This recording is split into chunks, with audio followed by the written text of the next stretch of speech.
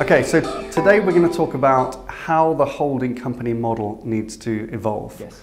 But before we get straight into that, you might have seen last week we did a special episode because obviously Sir Martin Sorrell has stepped down from WPP, and at the time, 24 hours after, we were saying what a vacuum he'd left and how disruptive this was going to be for the industry. Yeah.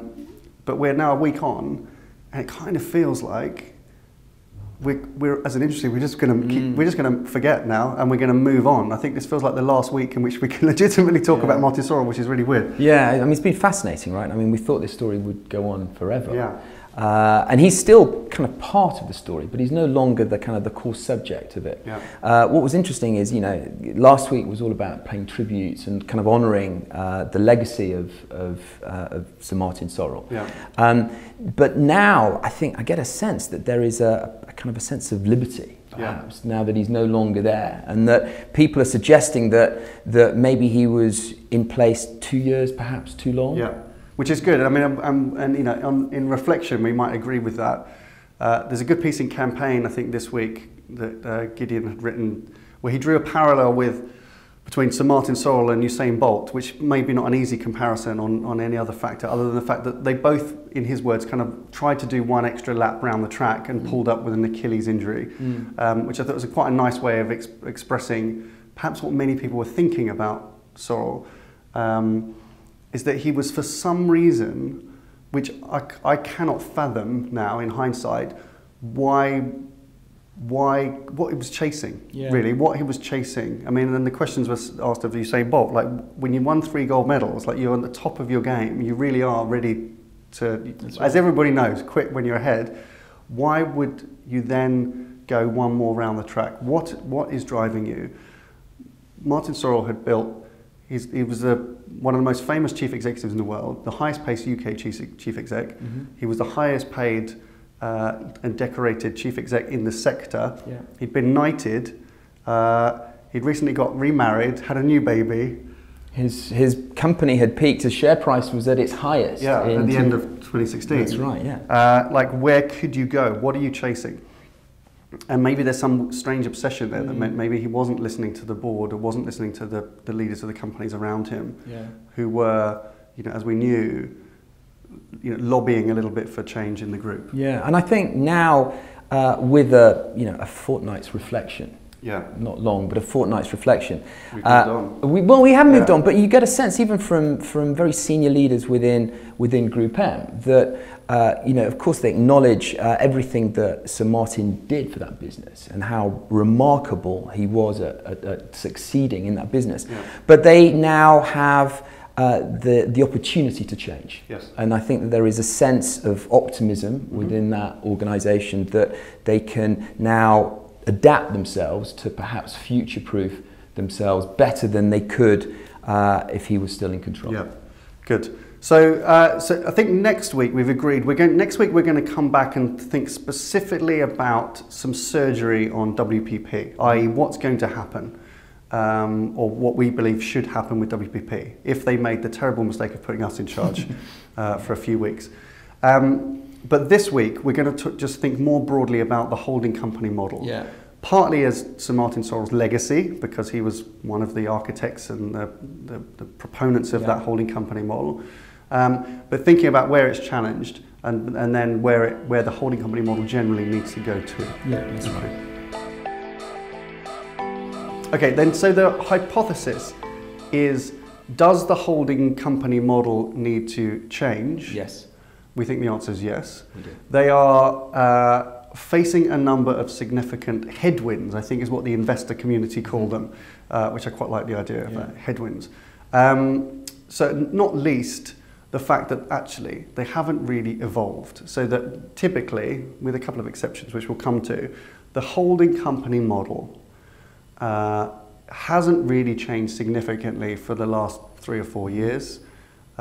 It perhaps reached its peak. I was going to say its zenith, but which would be misleading. But its peak in 2015, really, during what became known as Mediapalooza. That's right. So, I mean, that I think we'll see as a bit of a watershed moment. So, Mediapalooza was the year when we had an unprecedented amount of pitches in play, about 30 billion, all of the big advertisers. And if you were to analyse those pitches, almost all of them were looking for immediate cost savings. So they were price driven. And that played perfectly into the hands of the holding groups, because they were obviously using their aggregated scale to commit to more improved media pricing. And you know, the one holding group that took a very bloody nose in that year was Publicis, and they were widely regarded as the holding group that kind of lost the most business. The two that actually performed particularly well were Group M and Omnicom. WPP. WPP and Omnicom. Now, they will have assumed that as an endorsement of that particular model. Now, it forced Publicis, however, to re-look at themselves and begin to reorganize themselves behind this kind of power of one Publicis mantra. And it also forced the senior management to start actively managing the kind of the succession plan. Now you fast forward that now, the one holding group that I think feels as though they're in the ascendancy, or that have certainly made enough amendments and changes to their organisation to perhaps be slightly better future-proof than the others, is Publicis. Which is looking like one company now, rather than a kind of conglomerate of many different companies and different types of businesses. We were, I think, when we started in the very early days of MediaSnack. So this is the end of 2015 is when this was going on, the end of Mediapalooza. And we were talking even back then, the challenge for the holding company models and where they might have to evolve and adapt. And I think then going into 2016, there was momentum in the US from the A&A particularly, driving a transparency agenda, encouraging marketers to care about media a little more, which was a very good narrative and which we fully supported and continued to support. And we were recognising, so this is 2 years ago, what we were regarding as the changing brief of marketers. So that was just requiring something different from media. It wasn't a race to the bottom on cost and efficiency, which we'd perhaps seen in 2015. Starting to rethink KPIs for media, starting to hold agencies to account slightly differently. We could see that that was going to be a trend. You fast forward 2 years, as you say, and realise actually, you know, we have seen a significant shift in marketers' behaviour, which is basically what we've been talking about on MediaSnack for 2 years. And it's exposing the weaknesses of the holding company system. In whose interest is it run like that? Marketers are increasingly saying that they don't see the benefits of that model. Yeah, that's right. I mean, they're looking for agility. They're looking for ease of access. They're looking for talent. They're looking for smart analytics. They're looking to find a partnership that enables their media investments to feel more powerful. That's what they're looking for. They're not looking for cheaper prices any longer.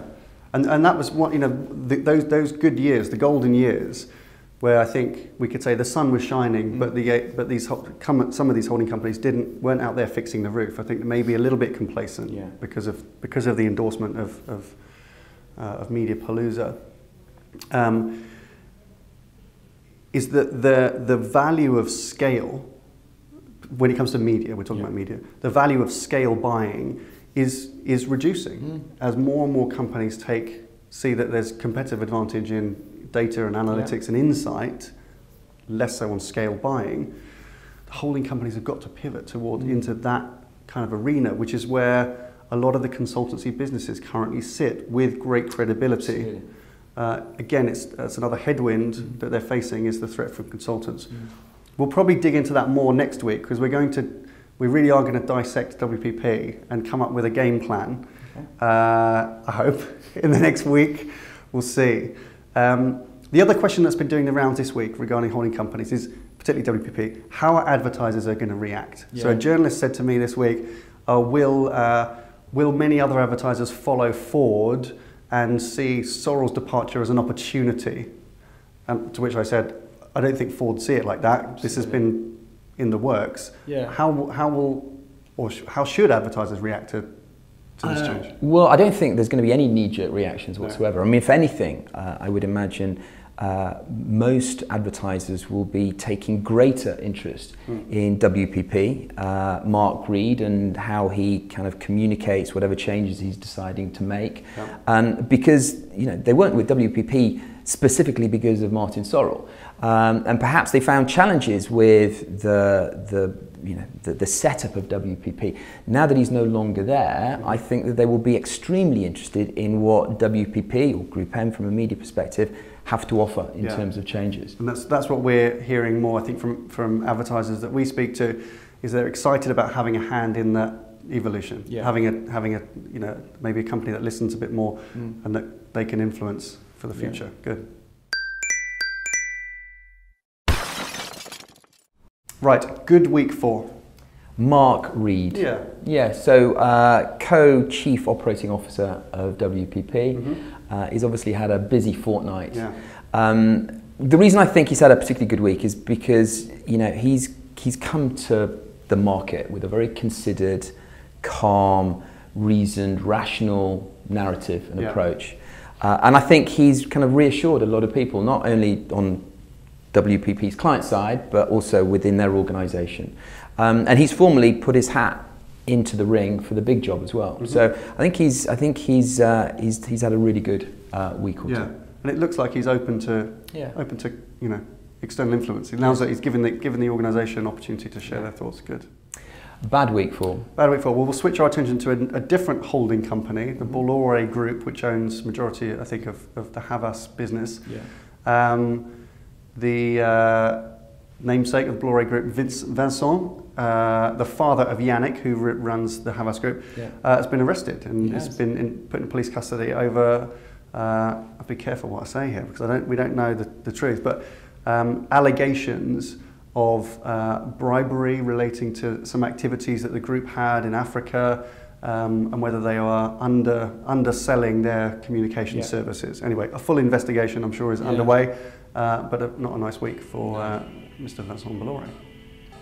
Okay, before we go, question of the week.